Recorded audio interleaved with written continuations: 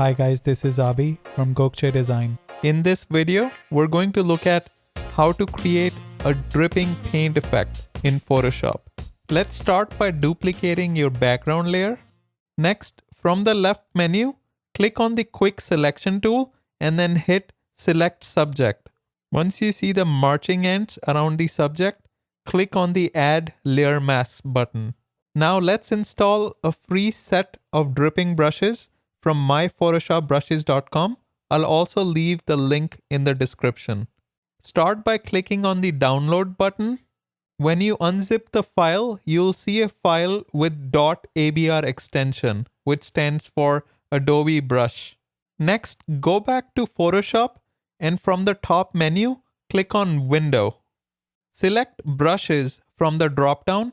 Click on the hamburger icon from the top right corner and select Import Brushes. Now double-click on the ABR file that we just downloaded. You should see a new folder called Dripping Liquid Brushes.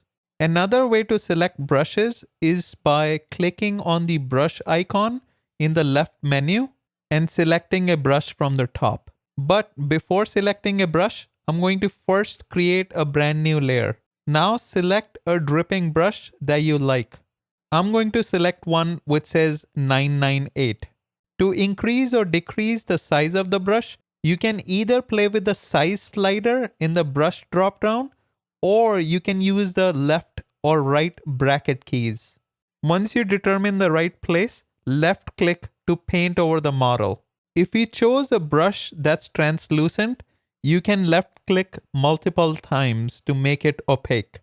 Next, right click on the background copy layer, which has the layer mask, and convert to smart object so we can modify it non-destructively.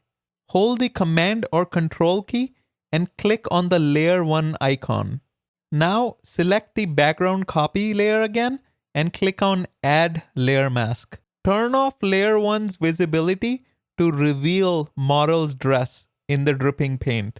Let's go back to the brush menu, and this time we're going to select a hard round brush. Make sure the foreground color is set to white. Remember, white reveals, black conceals. With the mask selected, paint over the layer to reveal the model. Feel free to switch the foreground color to black if you would like to hide something. I'm also going to use the move tool to transform and resize my model. Next, we're going to add a solid color as a background for our model. I'm going to use the color picker to pick a color from my model's image itself. To add some depth, select the background copy, click on FX, and select Bevel and Emboss.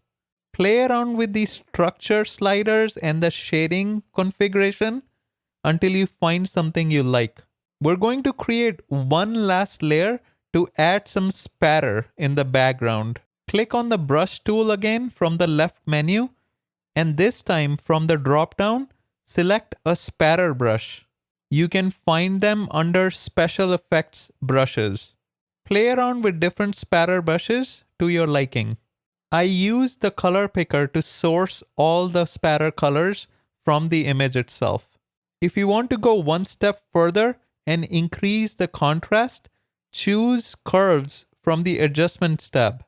I'm going to start by clicking on auto and then use the control points to adjust my contrast further.